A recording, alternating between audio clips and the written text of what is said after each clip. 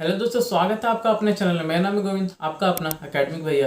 तो दोस्तों आज एक नए नोटिफिकेशन के साथ यहाँ पे हैं जिसमें आप एमबीए एडमिशन के लिए अप्लाई कर सकते हैं Rajiv Gandhi institute of petroleum technology में, आरजीआईपीटी। मैं बात करता हूँ आरजीआईपीटी की, एक सेंट्रल यूनिवर्सिटी है उत्तर प्रदेश में, जिसमें आप एमबीए एडमिशन के लिए अप्लाई कर सकते हैं। यदि आप कैट, सी मैट, जैट या फिर मैट क्वालिफाइड है तो भी आप इसमें एडमिशन ले सकते हैं। यदि आप क्वालिफाइड नहीं है तो भी आप इसमें अप्लाई कर सकते हैं, क्योंकि इसका खुद का एंट्रेंस एग्जामिनेशन होता है और इसके बाद आपको एक पर्सनल इंटरव्यू के साथ आप इसमें एडमिशन ले सकते हैं। यदि आप क्वालिफाई करते हैं दोनों एग्जामिनेशन को तो आप इसमें एडमिशन के लिए अप्लाई और एलिजिबल है, आप एडमिशन ले सकते हैं इस कोर्स में।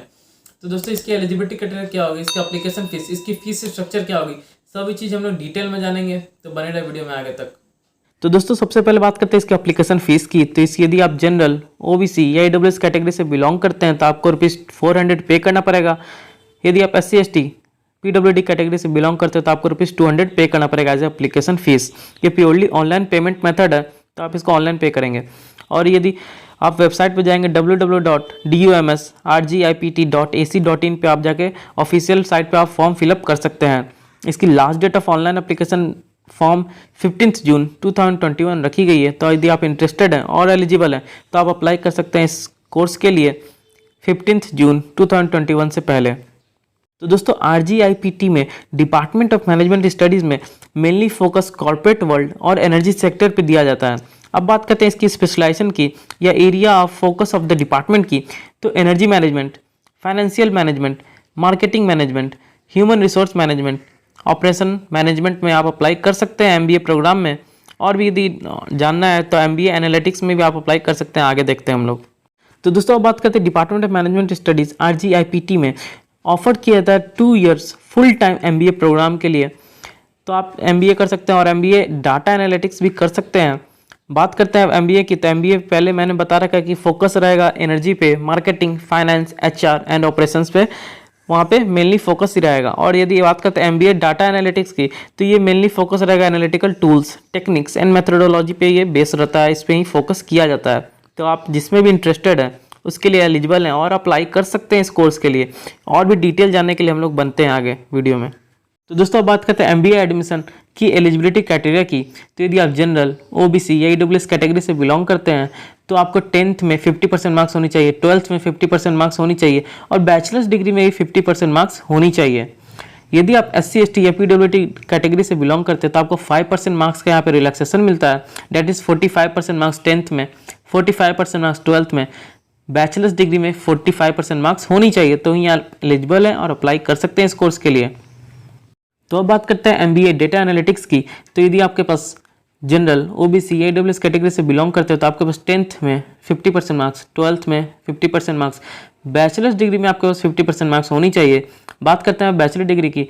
तो यदि आपने बीटेक बीई कर रखा है तो वहीं आप एलिजिबल हैं, या फिर आप bachelors degree in BSc, BCom, BCA, BA in mathematics, BA in statistic कर रखा आपने किसी भी रिकॉग्नाइज यूनिवर्सिटी, चाहे वो एआईसीटी हो, चाहे यूजीसी हो, चाहे खुद का डीम्ड यूनिवर्सिटी भी हो, तो आप अप्लाई कर सकते हैं विथ 50% मार्क्स के साथ।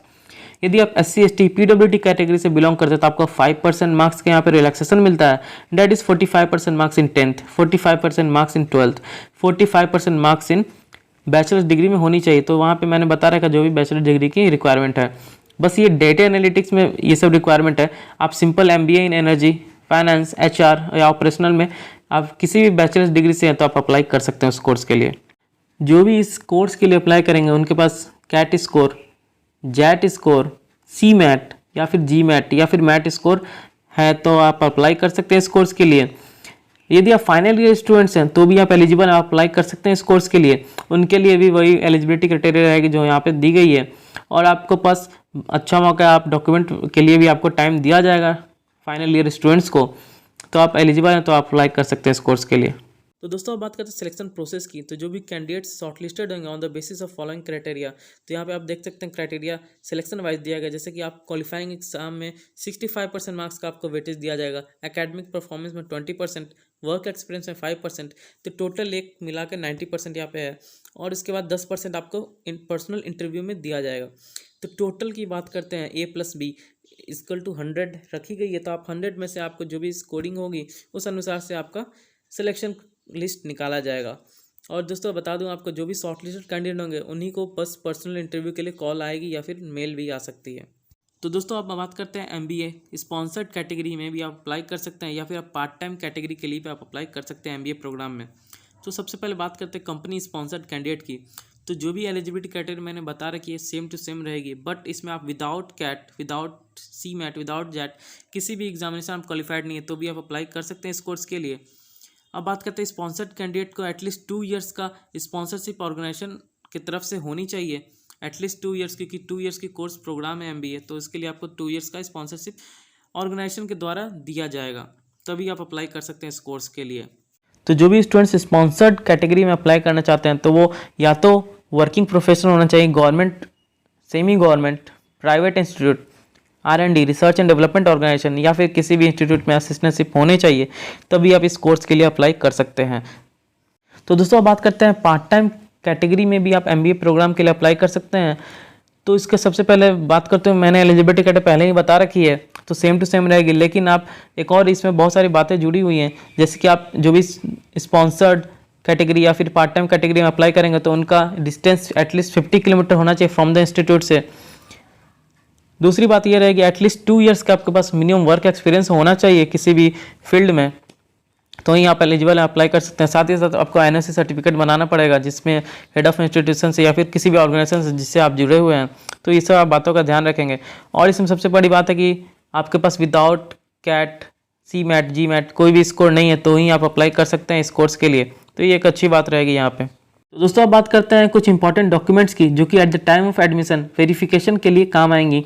तो इसका ओरिजिनल, साथ ही साथ आप सेल्फ अटेस्टेड फोटो कॉपीज जरूर साथ में रखें। तो सबसे पहले बात करते हैं, आपके पास copy of call letter of for personal interview होनी चाहिए।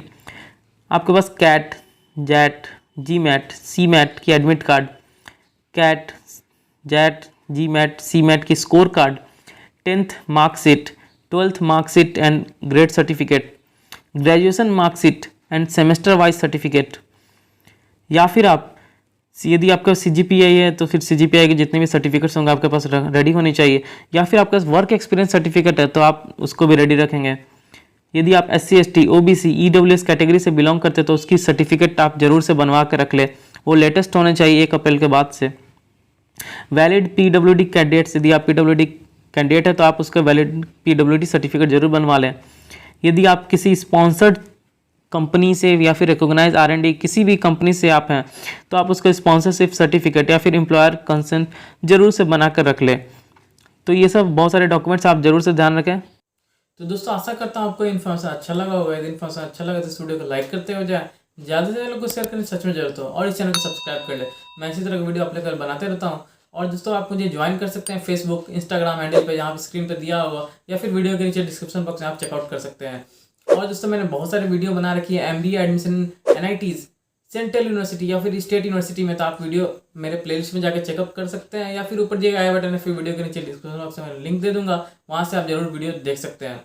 ठीक है दोस्तों, मिलते हैं जल्दी नेक्स्ट वीडियो में, तब तक के लिए all is well, good luck. और इस चैनल को सब्सक्राइब कर ले और नोटिफिकेशन बेल बटन हिट कर ले, जिससे आपको इंस्टेंट अपडेट मिलते रहेगी। ठीक है दोस्तों, तब तक के लिए all is well, good luck.